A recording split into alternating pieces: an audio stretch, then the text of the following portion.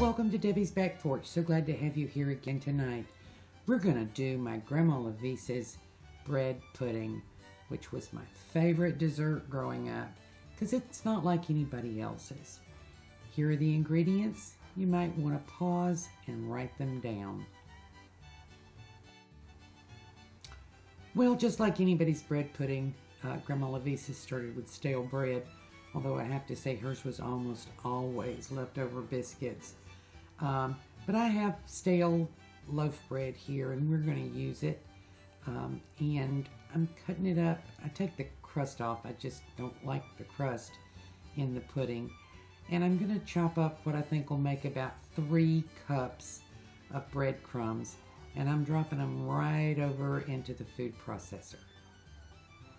We're going to chop these pretty fine. Most recipes call for chunks. We're using breadcrumbs, not chunks. And we want about 3 cups of these crumbs. I have here 2½ cups of milk scalded. You can tell what scalded is by the little foam that starts to form around the surface. Okay, 4 of my girls' nice eggs. We're going to beat them up until we start getting that nice lemon color. Okay, I'm adding 2/3 cup of Splenda. You can add 2/3 cup of sugar if you like. This is pretty high carb no matter what you do, but just can't do the sugar. Okay, I'm throwing in a teaspoonful of vanilla.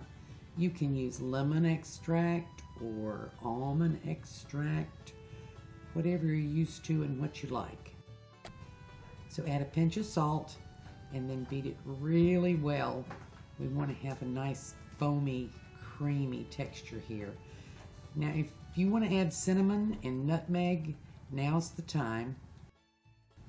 You want to spice this up to your taste and probably to your memory. Now we want to add our scalded milk about a cup at a time, half a cup to a cup at a time.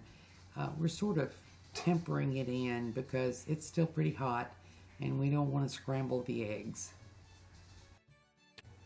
Okay, once your temperature's equalized, you can pour the rest of the milk in.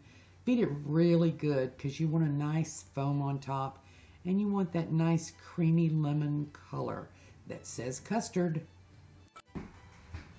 Now we're going to pour our milk and egg mixture into our breadcrumbs and stir them up really, really good. Now, unlike if you make this with chunks of bread, these won't float. They'll soak up pretty quickly. So we're going to let it sit for a little while and let the crumbs soak up the custard. We're going for a pudding texture, and if you need some more breadcrumbs, you can add them. But I think this one looks about right. So we've let this set about 20 minutes. It's very pudding-like now, very thick and rich. Okay, your pudding's going to rise while it bakes, so you want a dish that will only be half full when you begin. And butter it well all around the sides and all the way to the top.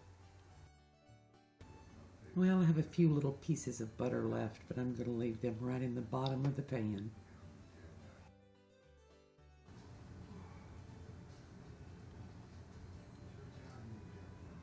So let's pour in our batter, our bread mixture.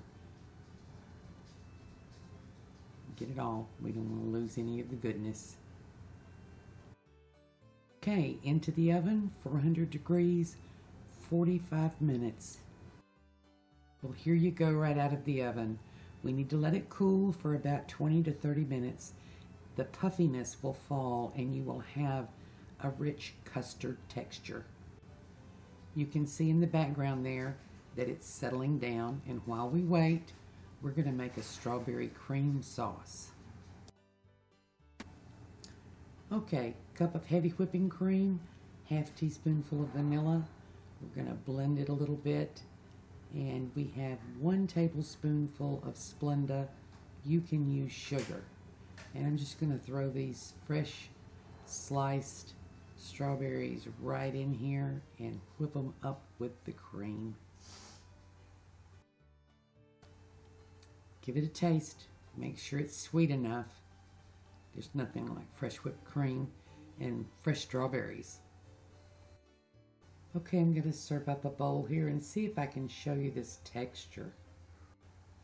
The texture of this bread pudding is something I've never found anywhere else, and it's what I've always tried to recreate from my grandmother's recipe. It's very custardy. It's not just wet sweet bread, it's pudding. And this technique will always give you a yummy pudding no matter what dried fruit or spices you add. So I get to go in for the taste. And yes, very yummy. Thank you for joining us on Debbie's Back Porch. So glad to have you with us. Hope to see you again tomorrow.